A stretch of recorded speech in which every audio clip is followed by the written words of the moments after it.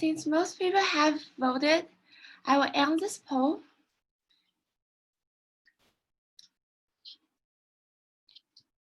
So I can share the results. So most of us are from Asia, and also 10th grade is the most common grade. And a lot of people haven't access to HTML, CSS. And also, since a lot of people hasn't downloaded the IDE, I will briefly talk about the version of Python that we were downloaded and also the IDE. And oh, a lot of people know a lot about data types and loops and also functions. It's great. So if we feel that like some part of the course is not going as fast as we expected, you can just click the Go Fast button and I will adjust the content. And yeah, so our class will start now. I share the screen of our PowerPoint.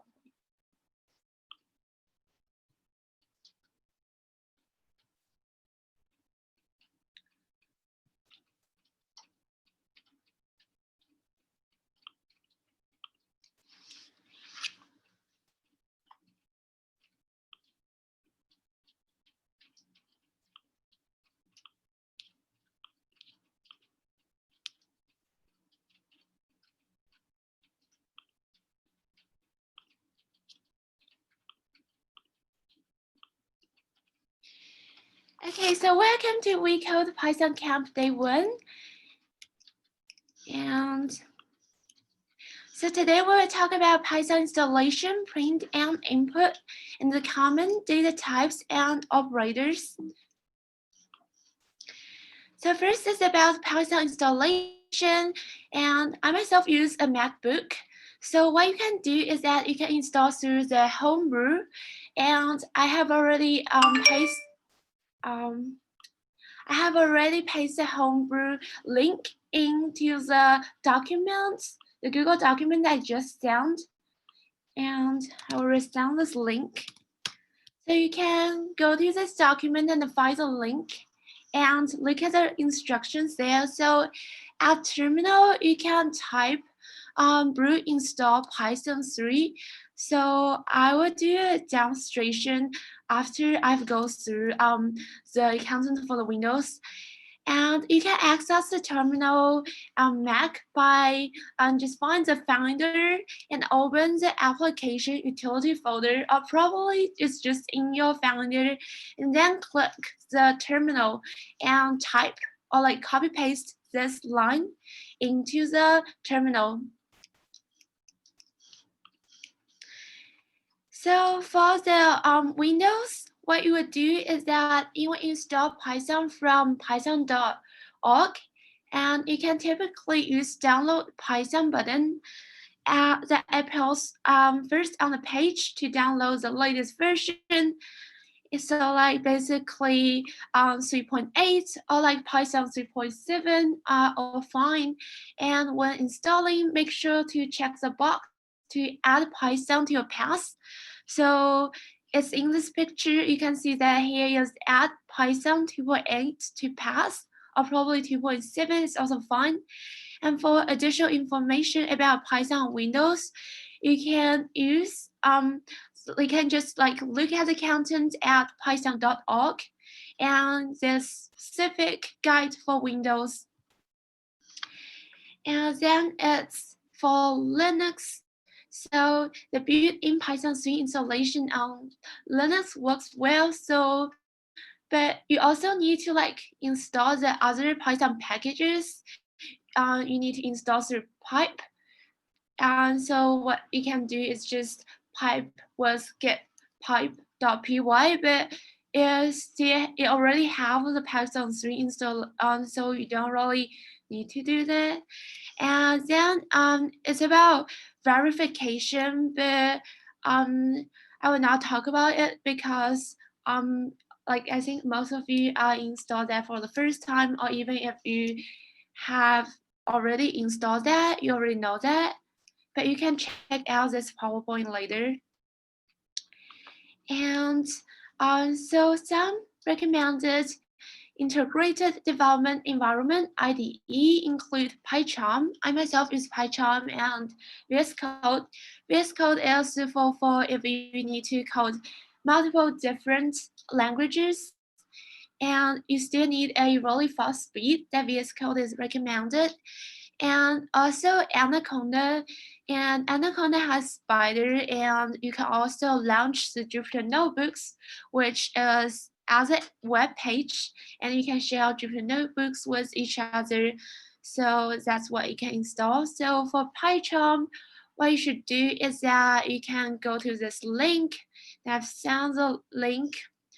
I have put the link in the Google Doc, and what you can do is you can just go to download and then go to like click Windows, Mac, or Linux, and you can download the community version. You don't really need to get the professional version because what we will do is we will only code in Python, and the professional one, it needs a like relatively high charge. So community one is enough for doing a lot of things as long as you are just using Python, not like other language. And then it's VS Code installation. I've also put the link in the documents. So what you can do is just go to this link and then you can find the installation part and you can install that. So you can install the Python extension for VS Code with this link, and those who want to get this link can also go to the Google document and find this PowerPoint and click this link. So basically that's what it looks like. You go to this page and you can click install. And then it's Anaconda. So for Anaconda, when you click to this link or like this link, what you can see is that you can see this page and click download and you will jump to this part. And what I recommended is if you are like Windows, you only have graphical installer, so use like 64-bit graphical installer. And if you are on Mac, you also use the graphic installer one because this is simple. This is just like you installing a lot of different things. But the command line might be a little bit difficult if you use that for the first time.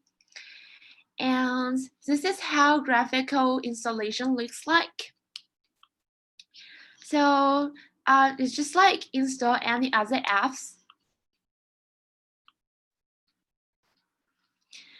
Also, you can add PyCharm, so the JetBrains PyCharm with Anaconda, but also you can directly use Spider and Jupyter notebooks if you use Anaconda. This is command line installation.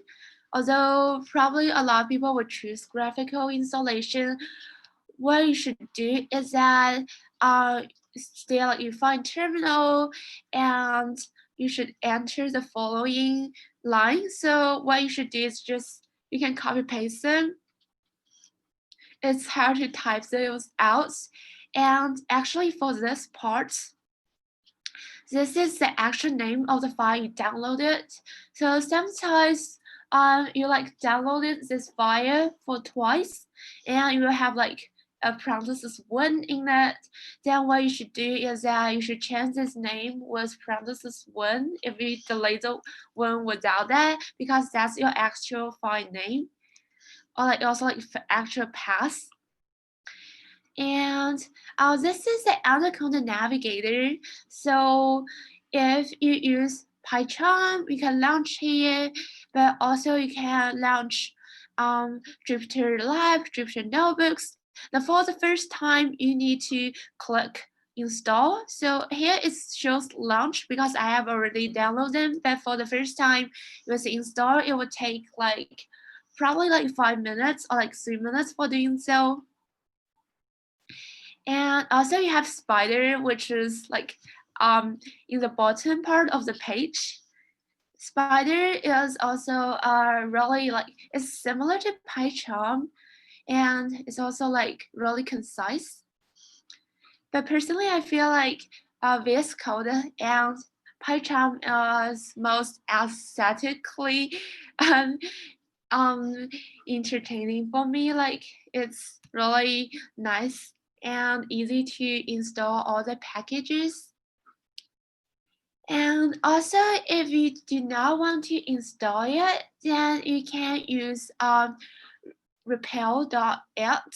So you can go to this website, and I think you need to log in, and it can let you code in any language. It can let you code in like more than 50 languages. So it's also useful if you are a person who loves to code in different things.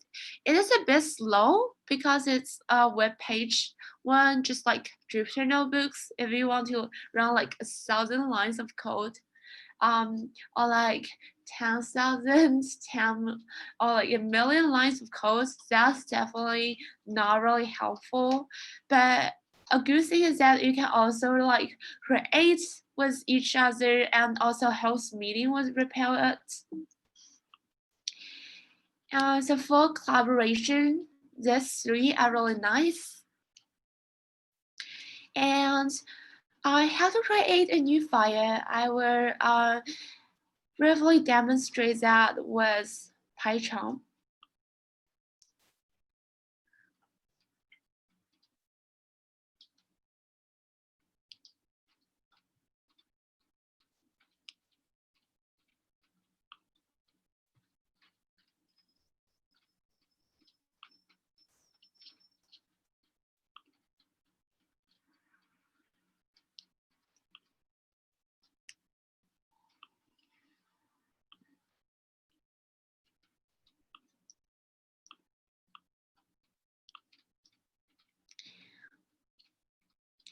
So this is PyCharm, and how are we going to create a file? Is that first you will create a new project.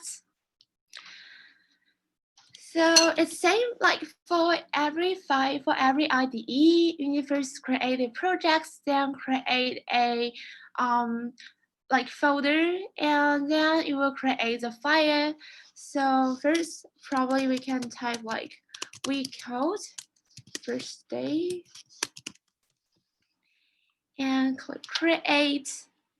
I will attach because I have several other documents to be put together.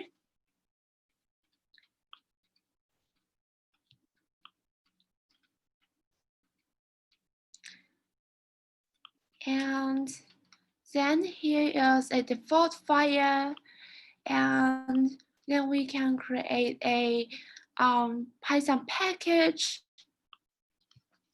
So we can also call that, we call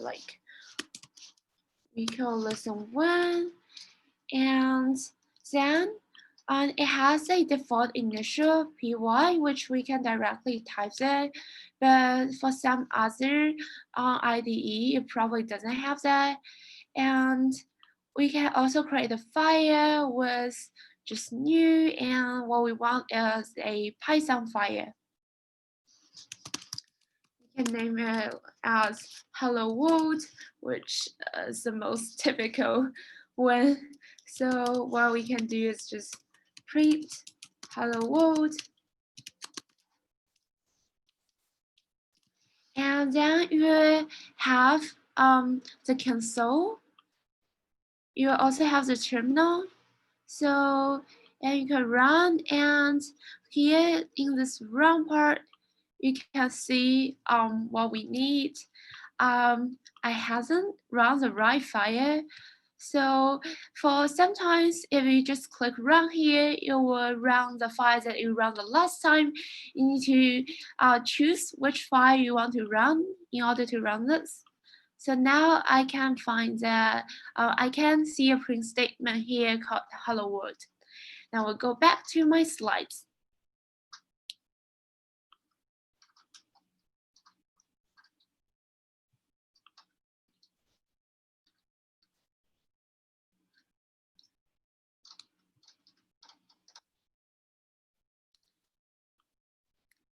Is it?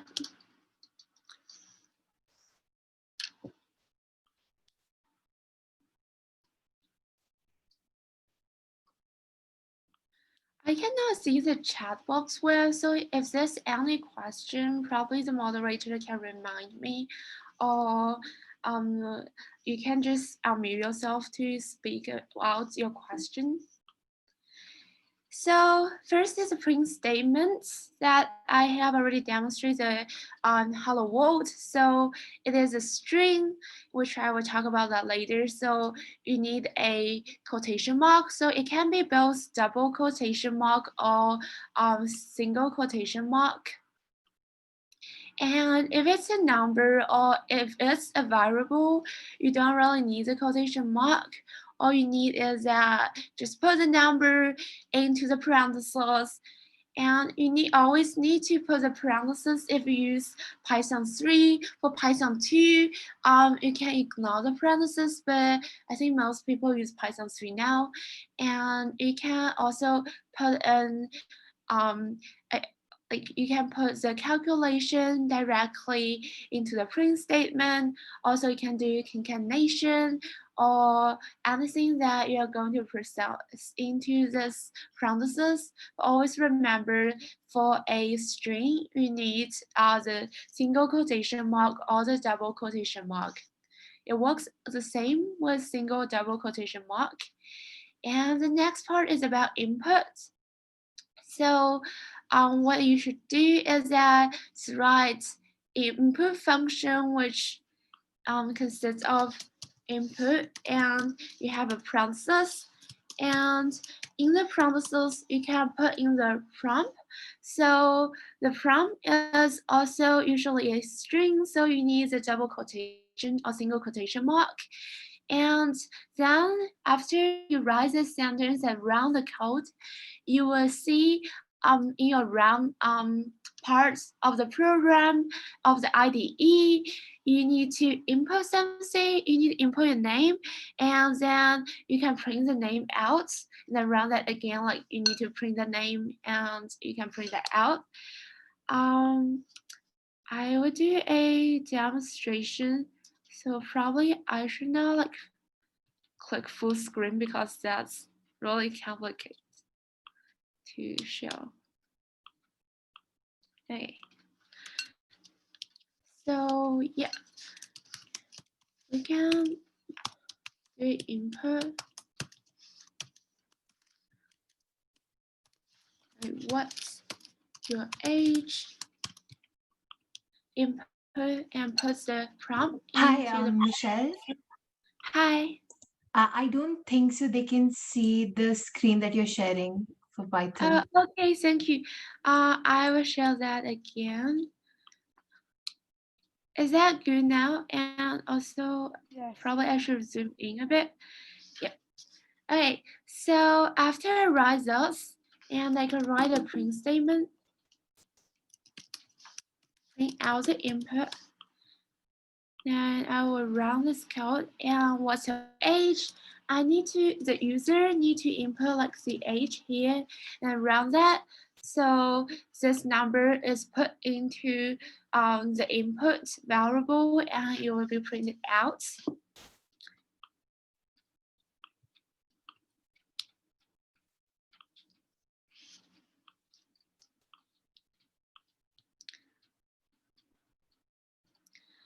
So the next part is comments.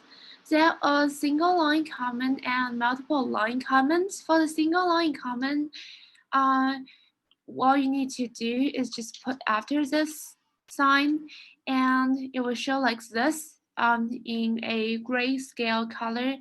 And multiple line comments, what you can do is that you need to put 3 quotation mark. Both single quotation, double quotation is fine again. And you will put another 3 at the end. And then it's Michelle, about.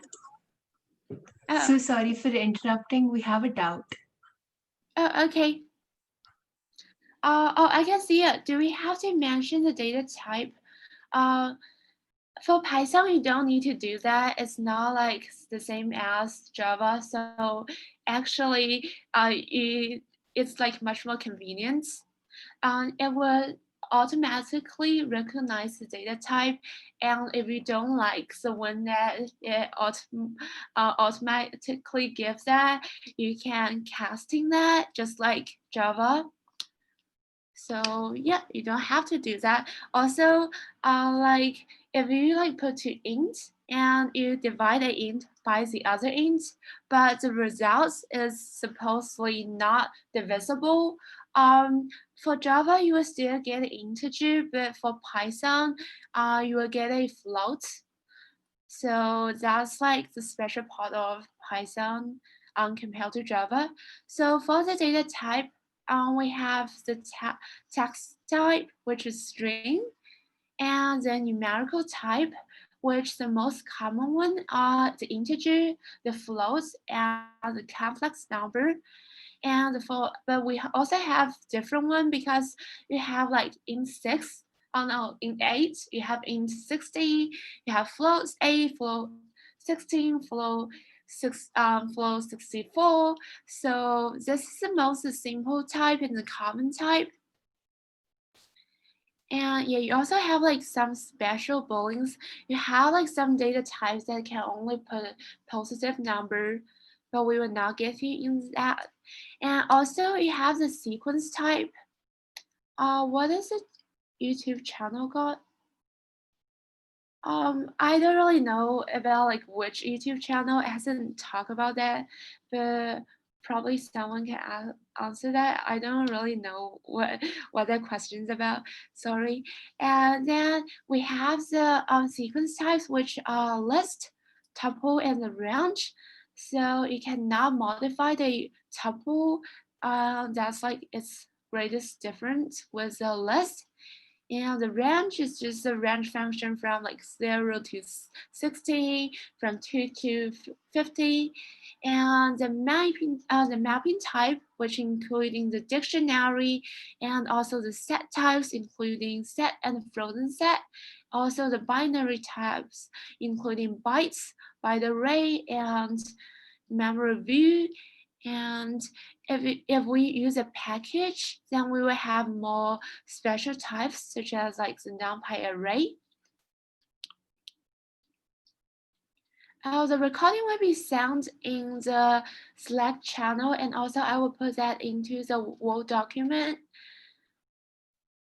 And then it's the data types. I will talk like more deeply about it. So the string, we have see that as what you have been written into the quotation mark. So it also can be a number if it's not like hello world like this, but instead it's a number like this.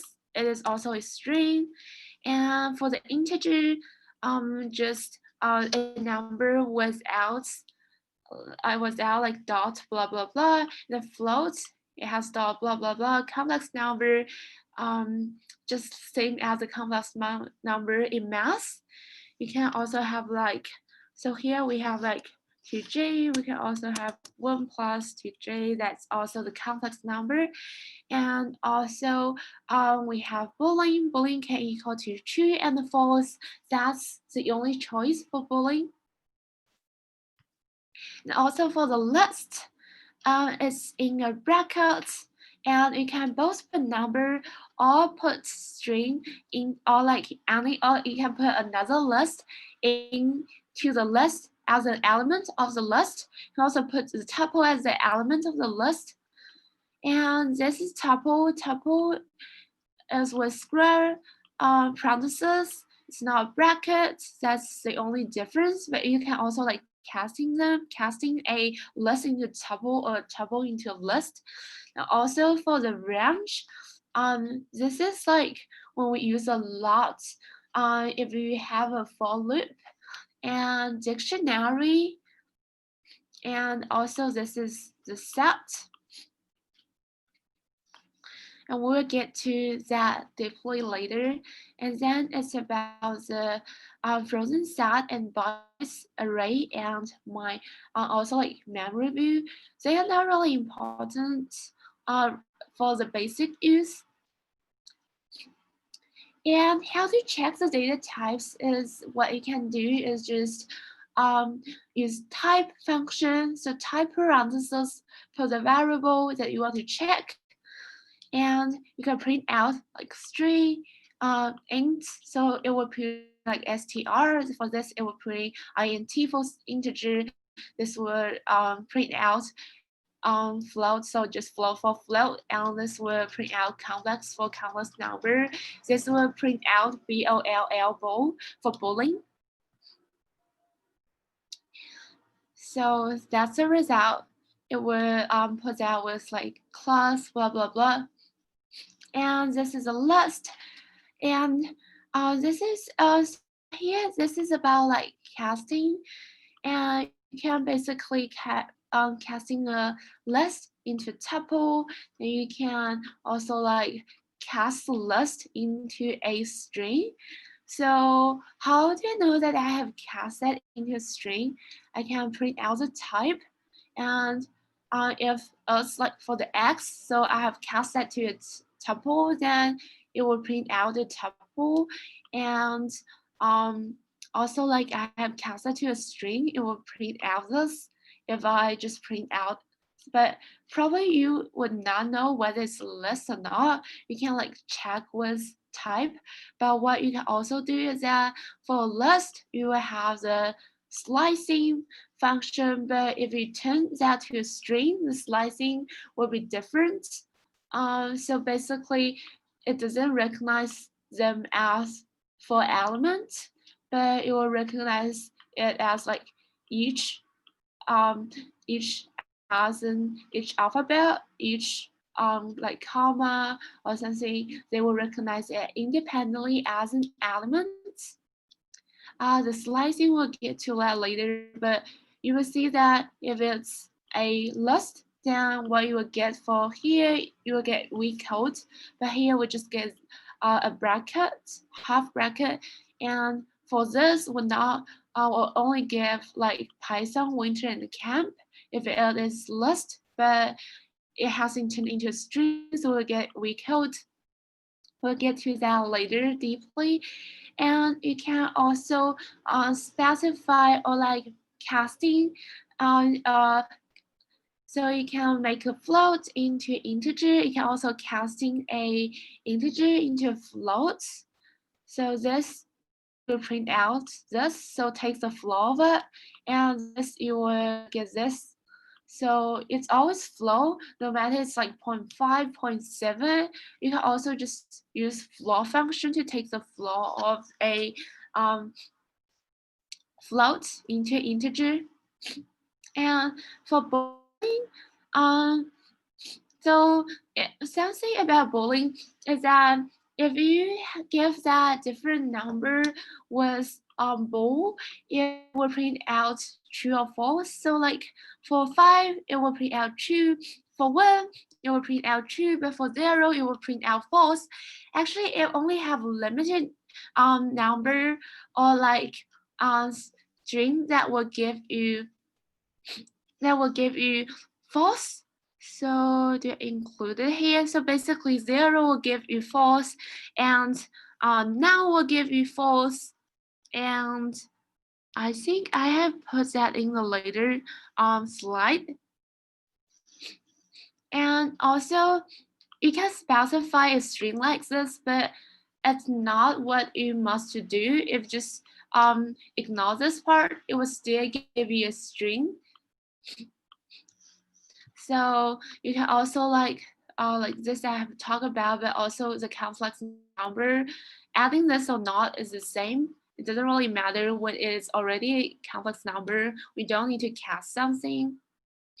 Also, like you can directly not use this, but like directly write true or false as a Boolean. So get a little bit deeper into the number, int, float, and the complex number. That's like the casting. You can also cast the integer or a float into a string. And this is about a string. So the first type of string is a string in a single line. Just you can use quotation mark, two quotation mark, double or single quotation are both fine. And then another is that you can do multiple lines of string with just like the comment. What you can do is that you can use three quotation mark and three quotation mark at the end. So by means three quotation mark, it's like three of one quotation mark or three of two quotation mark. You can also do like basically so this is the same, but you can you cannot do like this. This is not three quotation mark. This is like 1.5. It doesn't really make sense. But you can also do like this single quotation mark. So string, we will get to that deeper later. A string has slicing and modification, concatenation. We can also do format, and the escape character is important to know when you do a string. And also we have a lot of other methods of the string. So that's the method, but we will not go over today. We'll go over some of them possibly tomorrow or if we have today. So then I will talk about Boolean. So I have talked that 0 gives Michelle? false. Hi. Yes, we have a doubt. Oh, okay. Uh, why did you use 3 on each side instead of 1? If you use 3 on each side, that's for a multiple line string. Or like for a multiple line comments, it's also 3 instead of 1. If you do single line, you can just use 1, it's fine. Also, zoom the slide a bit, it's small on the screen. Okay, I will try to do that. I will possibly just present that, like, but the problem that I cannot like switching between live coding and present the slide if I zoom in. Okay. So for the Boolean, so for zero gives the false, and also if you give a empty parenthesis or empty bracket, so it will also give false, and also 0 give false, now will give false, or just an empty quotation mark will give false. And the 7 of them are the only are just almost the only element that if you put that into a Boolean casting, it will give you false. For all the other, it will give you true. So no matter 0, like anything other than 0, like negative 1.5, or like a complex number, as long as it's not 0, and also like if we put a high into the quotation mark or put a list, put anything in the bracket or parentheses, it will all give you true.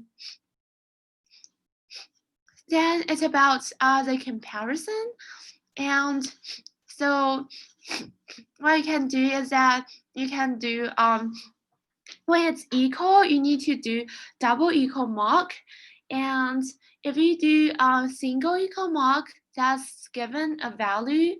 It's not like equal. Now we can do like larger equal, smaller, small equal to, and also not equal to. So with a exclamation mark here for this particular for Python.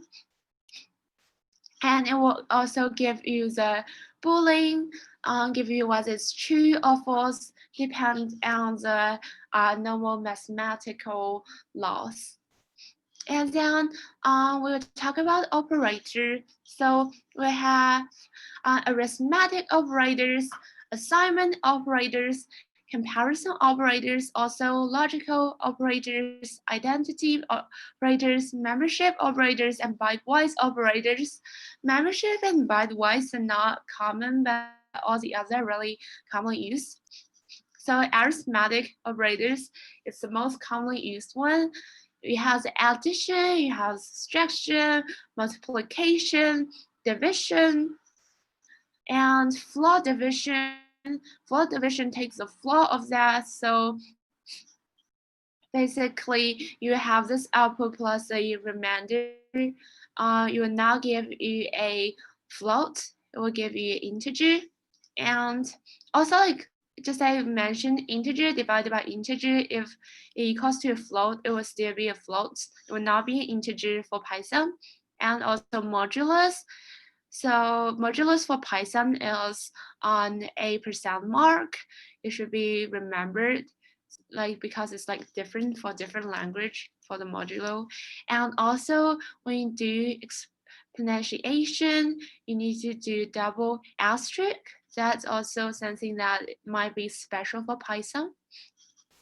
So also you have the assignment operator. So it's like a short version. It equals to x. It actually equals to x equals to x plus 3, but you can with the shortened form x plus equals 3. So 7 plus x equals plus equals 3, it will be 10, and 7 minus equal 2, it will be 5. 7 multiply equal 5, it will be 35, so on and so on. It's the same. Also, just a reminder that it kind of like similar to bitwise operator, but it's a bit different. That's like the core. And yeah, and also then I will talk about the comparison of Boolean operator. So and so basically you can do like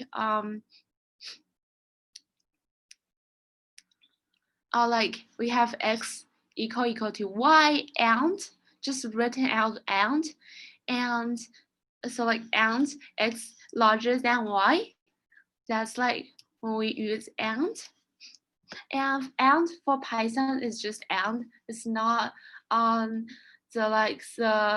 special and that is like next to the keynote 7. It's not. It's just a normal and. Also like for all, it's not to line. It's just all that what you need to type out.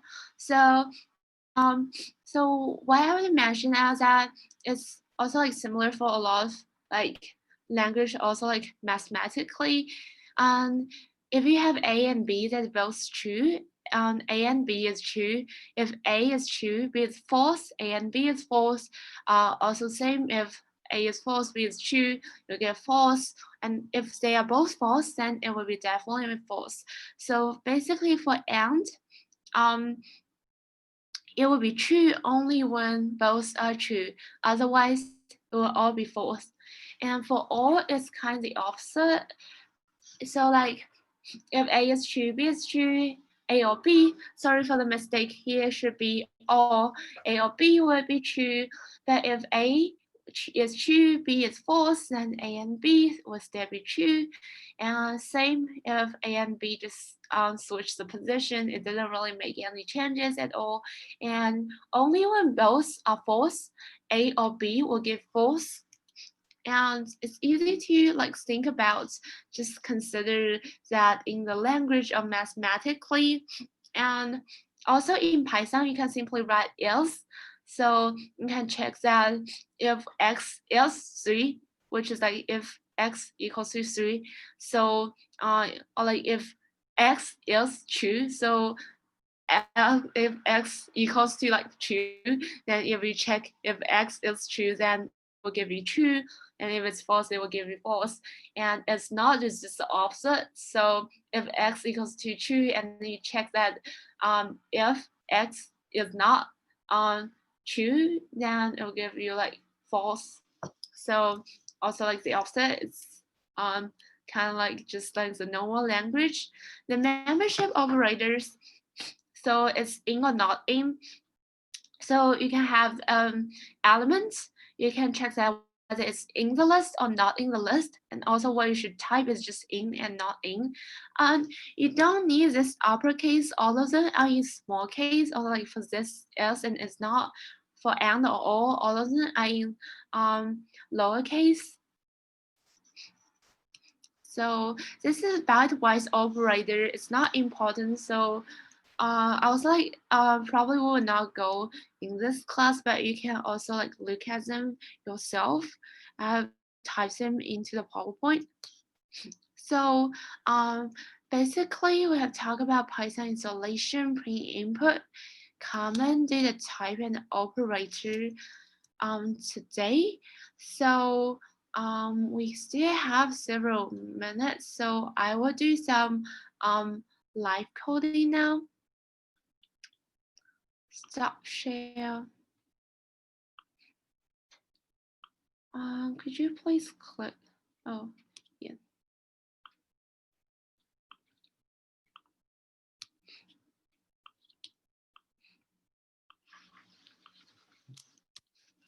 So, what I would do is that I would do like live coding. You can write like x equals to, like here we have a int. We don't need to specify it's int, and you can print that out. We're not giving you arrow. And do like that, and you can cast a like a number into a string like this, but it doesn't like really make a difference in the print out part. And you can cast it into a int, although it is a float. You can also like do int a thing. And if it's a int now, but you can also like cast it into a float. And for the operation, if we have like x equal to 3, y equals to 5, and what we have is that we can first like do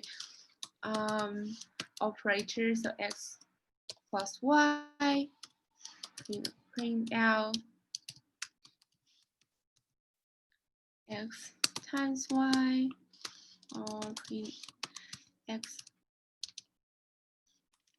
float divided by y, and we can print out the result. And we can also do the Boolean check, so like x equals to y, or you can also like just like what I mistakenly did, you can do like print x equal to 8, so like it will give you false. And you can do like if x is larger than 8, it will give you false, or like smaller or equal to 8, it will give you true. And you can print a string and a int, a Boolean like together. So we will write first the result is the result. Oops.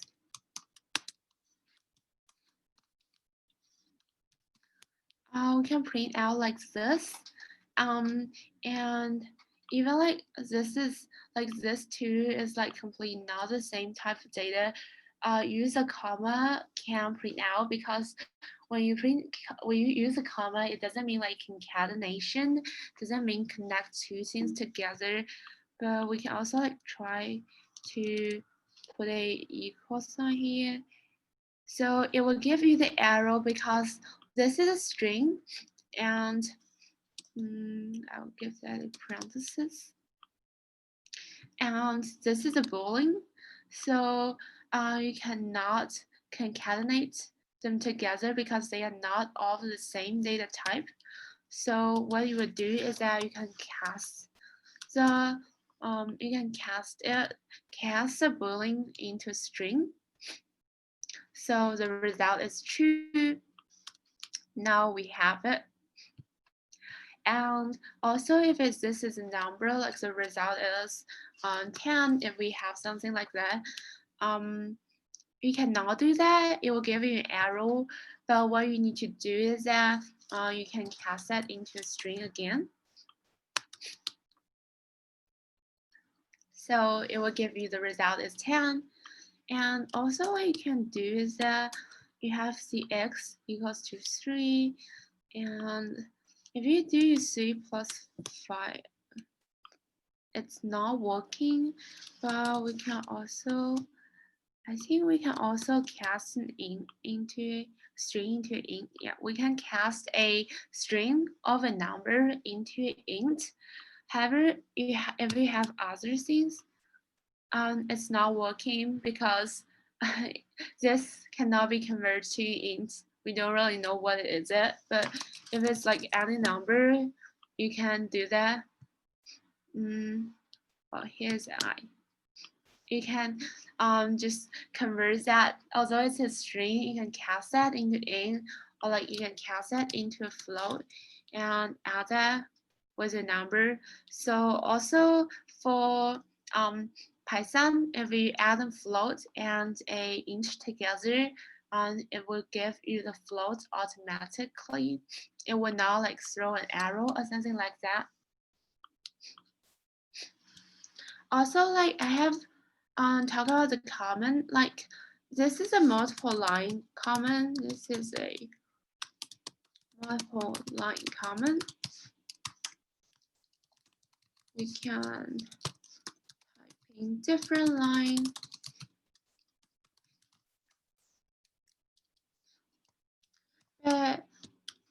And also like it is in highlights, but if you do this, then you cannot type in multiple line. Like if you go to next line, it's the code. But what you can also do is that if I don't do this, just delete them. But I still want to not highlight them. Was that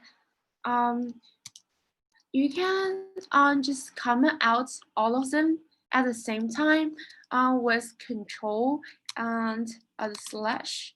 So it's the slash that is under the question mark. So command plus that together, it will comment out all the lines together. You can press that again so that you can just come in, come out, just do that with command plus. Like command if it's a Mac. If not a Mac, just use control. So it's the same with the slash under the question mark.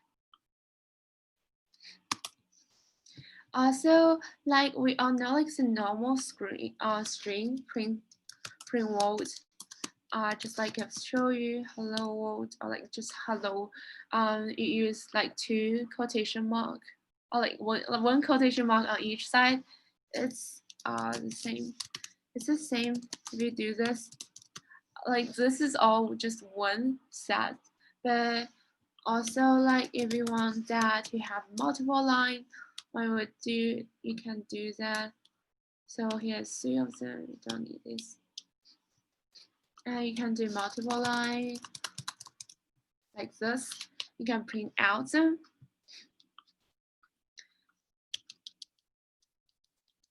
But also, if you want to do multiple line, what you can do is that this is on /n, which means that it will start in a new line.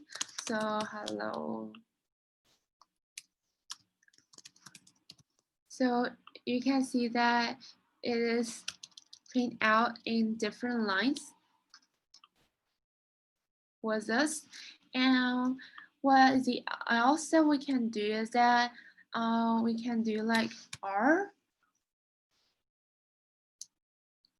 We can do like, we have first line, and then we will have the second line, and we can print that out with R.